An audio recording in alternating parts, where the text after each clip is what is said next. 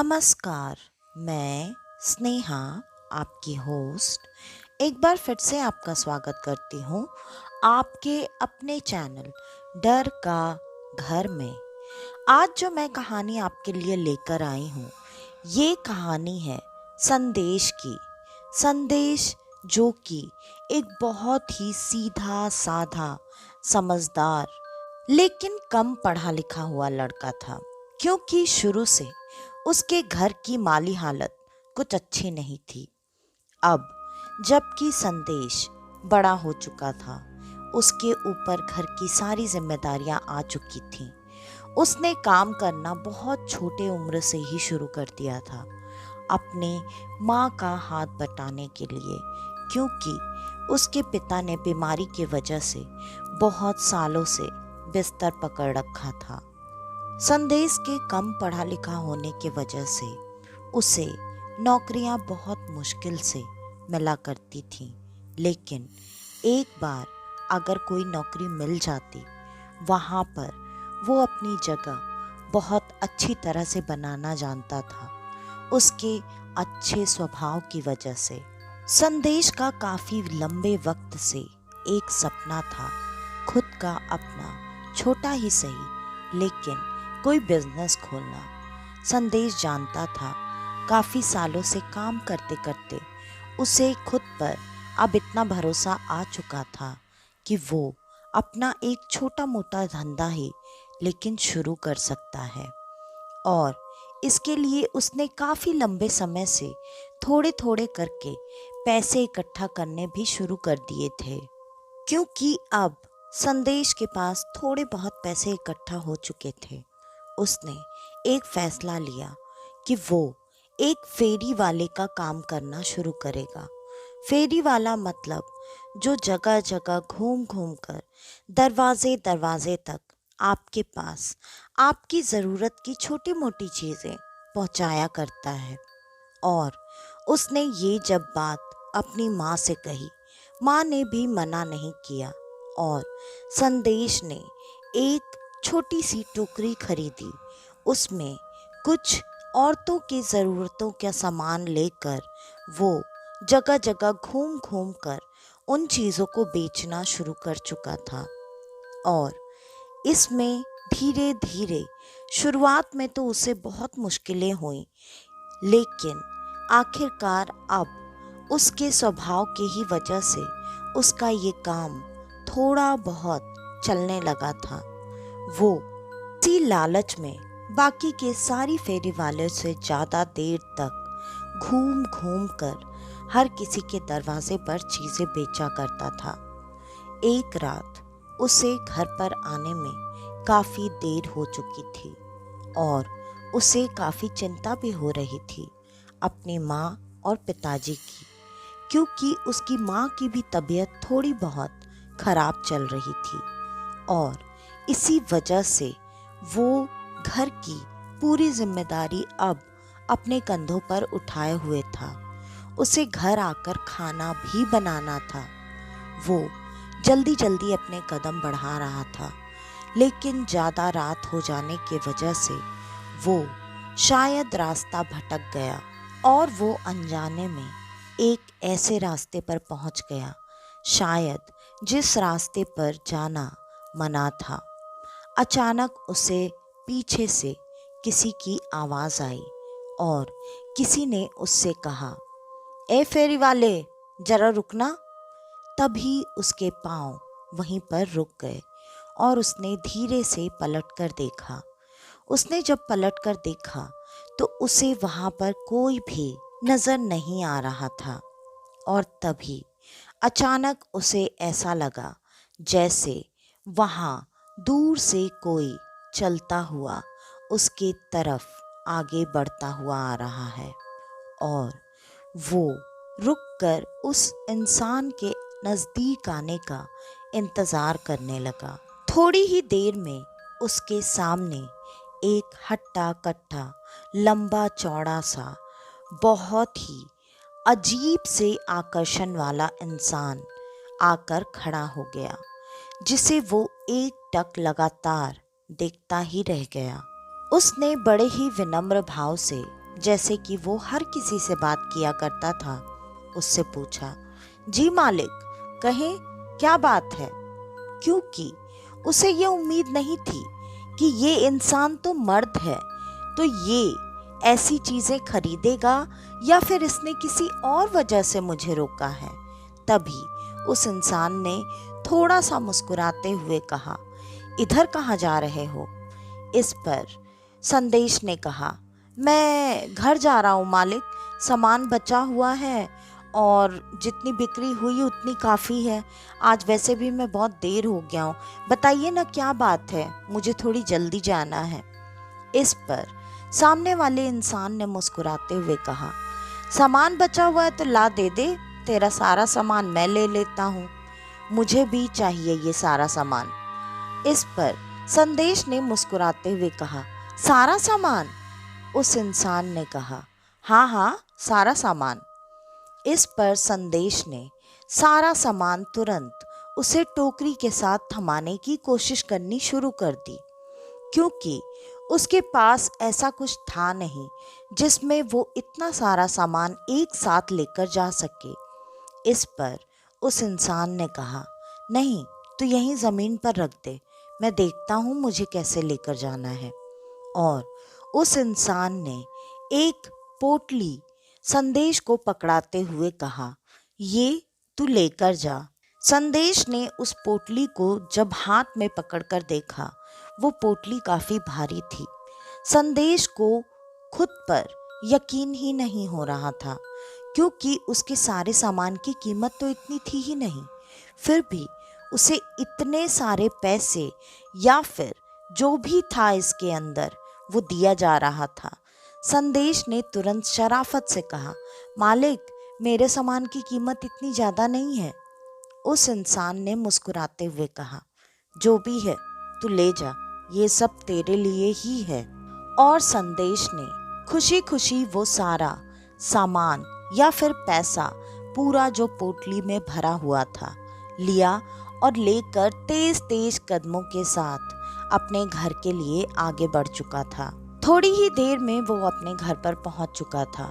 उसने सबसे पहले घर पर पहुंचकर फटाफट खाना बनाना शुरू किया, क्योंकि वो पहले से ही काफी लेट हो चुका था और उसके माता पिता भूखे थे। इस वजह से उसने जल्दीबाजी में जो पैसे की पोटली वो लेकर आया था वहीं बिस्तर के साइड में रख दी। ये देखकर उसकी माँ ने कहा, बेटा इसमें क्या है? उसने कहा, अरे माँ, आज तो कमाल हो गया, आज मेरी सारी चीज़ें एक साथ बिक गईं। दिन में इतना कारोबार तो हुआ नहीं, लेकिन अभी रात में आते वक्त एक सज्जन मिले जिन्होंने एक ही बार में मेरा सारा सामान ले लिया। उसी के बदले में उन्होंने मुझे इतने पैसे दिए हैं। इस पर उसकी माँ ने भी खुशी खुशी उनको दुआएं देते हुए और फिर खाना वाना खाकर आखिरकार रात में जब संदेश ने उस पैसे को निकाल कर गिरने का तय किया, जैसे ही उसने पोटली उल्टी की, उसकी आंखें चौंधिया गई। उसके साथ साथ उसकी माँ की भी कुछ ऐसी ही हालत थी, क्योंकि उस पोटली में कोई मामूली पैसे नहीं थे। उस पोटली में ढेर सारे सोने के सिक्के थे। वो सिक्के देखते ही संदेश बार बार अपनी आंखों को मल कर साफ करके देखने की कोशिश कर रहा था कि ये कैसे हो सकता है, क्या सच में ये सोने के ही सिक्के हैं। उसने अपनी माँ से कहा, माँ, मुझे ये वहम हो रहा है या ये सच में सोने के सिक्के हैं? उसकी माँ ने कहा, एक काम कर तो बेटा, उठाकर मेरे हाथ में देना तो। संदेश ने तुरंत वो सिक्के में से एक सिक्का उठाकर अपनी माँ के हाथ में जैसे ही रखा। माँओं स्त्रियों के अंदर ये एक खास गुण होता है कि वो सोना पीतल सब में अंतर करना बखूबी जानती हैं। और ऐसा ही हुआ। तुरंत संदेश की माँ ने कहा, बेटा, ये तो खरा सोना लग रहा है मुझे, सारे ऐसे ही है। संदेश ने कहा, हाँ माँ, सब ऐसे ही हैं। इस पर संदेश और उसकी माँ दोनों के मुंह खुले के खुले रह गए। इतने पैसे उनके पास ये वो कभी सोच ही नहीं सकते थे। और इतने पैसे देखकर अब तो संदेश को समझ में ही नहीं आ रहा था कि वो क्या करे, कैसे करे, कोई भी चीज करना कहाँ से शुरू करे। संदेश बहुत बहुत ज्यादा खुश था। अब उसने मन ही मन उस इंसान को और ज्यादा धन्यवाद दिया और वो खुशी खुशी सो गया, ये सोचकर कि कल वो इसमें से कुछ सिक्के बेचकर कल सबसे पहले इसमें से कुछ सिक्के बेचकर वो अपने माँ पिता का इलाज करवाएगा। उसके बाद अब वो तय करेगा कि उसे कौन सा धंधा करना है, क्योंकि इतने पैसे उसके बड़े धंधे के लिए काफ़ी थे। और यही सोचकर उसने नया धंधा तय करने का सोच लिया था। कुछ दिन तक तो उसने अपने माता पिता के इलाज में ही सारा समय व्यतीत कर दिया और कुछ ही दिनों में उसके माता पिता की हालत बिल्कुल अच्छी हो चुकी थी। वो दोनों अब अच्छे होकर घर आ चुके थे। अब था संदेश को ये सोचना कि वो कौन सा धंधा, कौन सा बिजनेस शुरू करे। लेकिन संदेश के मन में एक ही बात आई कि इतना सारा धन उसे जिन चीज़ों को बेचकर मिला है, वो धंधा भी अब उन्हीं चीज़ों का शुरू करेगा। मतलब स्त्रियों की रोज़मर्रा की चीज़ें, जैसे चूड़ी, बिंदी, कंघी, मेकअप, बाकी चीज़ें। और उसने अपनी माँ से भी यही कहा। माँ ने भी उसे बिल्कुल मना नहीं किया और संदेश ने अब जगह ढूंढनी शुरू की। पैसे होने पर सारी चीज़ें बहुत आसान हो जाती हैं। ऐसा ही कुछ संदेश के साथ भी हुआ। उसे उधर ही जिधर उसे वो इंसान मिला था, वहाँ से थोड़ी दूरी पर एक छोटी सी पुरानी सी ही जगह लेकिन मिल चुकी थी। संदेश ने भी कोई इनकार इसलिए नहीं किया क्योंकि संदेश को पता था उस इलाके में उसके ग्राहक पहले से ही तय हो चुके हैं, तो उसके लिए वहाँ पर कम मुश्किलें आएंगी। संदेश ने वहाँ पर अपनी दुकान शुरू कर दी। एक हफ्ते तक तो उसके दुकान पर ग्राहक बिल्कुल नहीं आए। एक दिन वो काफ़ी मायूस होकर अपनी दुकान बंद करके जैसे ही निकलने वाला था, अचानक आज फिर से वही लंबा चौड़ा अजीब सा इंसान जिसमें भरपूर आकर्षण था, वो उसके सामने खड़ा था। और उसने एक बार फिर से संदेश से यही कहा, मुझे तुम्हारे यहाँ से कुछ चीज़ें चाहिए। संदेश ने हाथ जोड़कर उसका अनगिनत बार धन्यवाद करते हुए कहा, मालिक आइए, सामान क्या चाहिए, ये तो पूरी की पूरी दुकान ही आपकी है। मैं तो कब से आपको ढूंढ रहा था। आपने तो मेरी ज़िंदगी बदल दी। आपके ही वजह से मेरे माता पिता आज बिल्कुल अच्छे हो चुके हैं। ये दुकान भी मैंने सिर्फ और सिर्फ आपकी ही दया से खोली है। वो अपने मन की सारी बातें उसके सामने बोले जा रहा था और वो इंसान कुछ ना बोलते हुए सिर्फ मुस्कुरा कर संदेश की तरफ देख रहा था। उसने वापस से एक वैसी ही पोटली निकाल कर संदेश के दुकान में रख दी और रखते हुए कहा कि उसे कुछ चीज़ें चाहिए। इस पर संदेश ने कहा, आप बोलिए तो आपको क्या चाहिए, और ये पैसे देने की आपको ज़रूरत नहीं है। उस इंसान ने कहा, नहीं, ये पोटली तुम्हारे ही लिए है। और उसने एक काउंटर की तरफ हाथ दिखाकर इशारा किया, इस काउंटर की रखी हुई मुझे सारी चीज़ें दे दो। संदेश ने भी फटाफट वो सारी चीज़ें उठाकर उस इंसान को दे दी और वो तुरंत संदेश की नज़रों के सामने से गायब हो चुका था। सिर्फ इतनी ही देर में जितनी देर में संदेश खोलकर उस पोटली को देखने की कोशिश कर रहा था। और संदेश ने जैसे ही उस पोटली के अंदर देखा, उसके अंदर वापस से उतने ही सोने के सिक्के भरे हुए थे।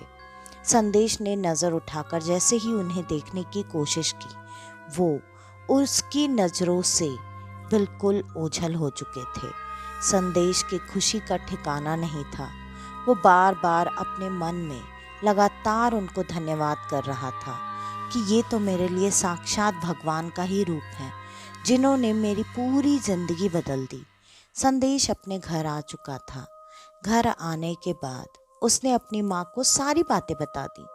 माँ ने यही कहा, कौन है वो महात्मा, कौन है जिन्होंने हमारी जिंदगी पूरी बदल दी, आज फिर से तुझे इतने सिक्के देकर चले गए।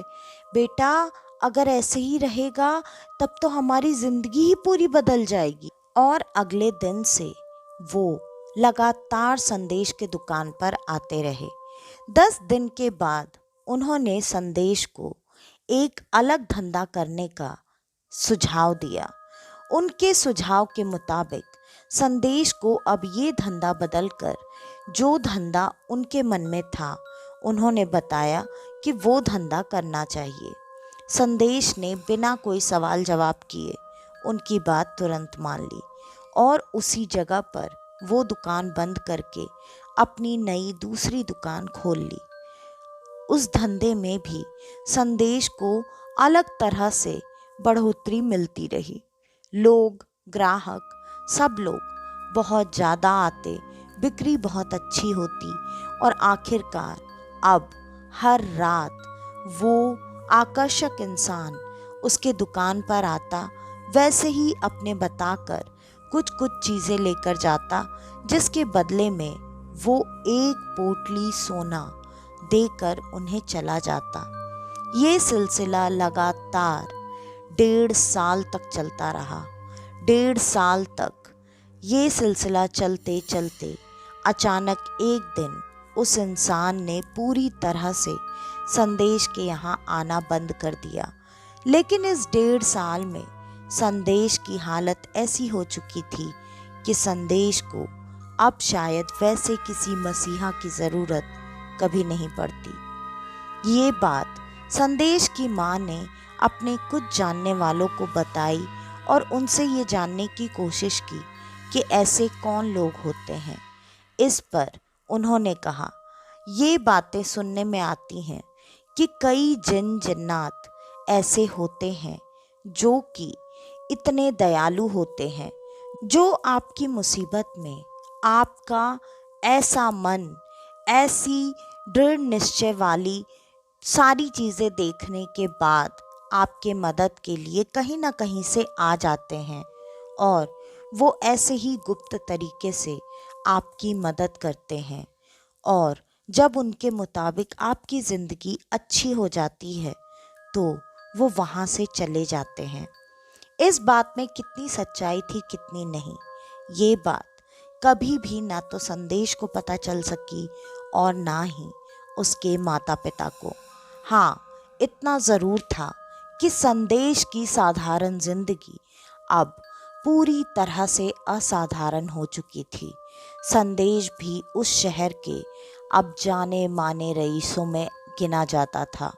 संदेश जो कि कभी एक छोटा सा बिजनेस खोलने के सपने देखा करता था, आज उस शहर में उसके खुद के कई सारे बिजनेस थे और हर बिजनेस में उसे हमेशा उन्नति और बढ़ोतरी ही मिलती रही।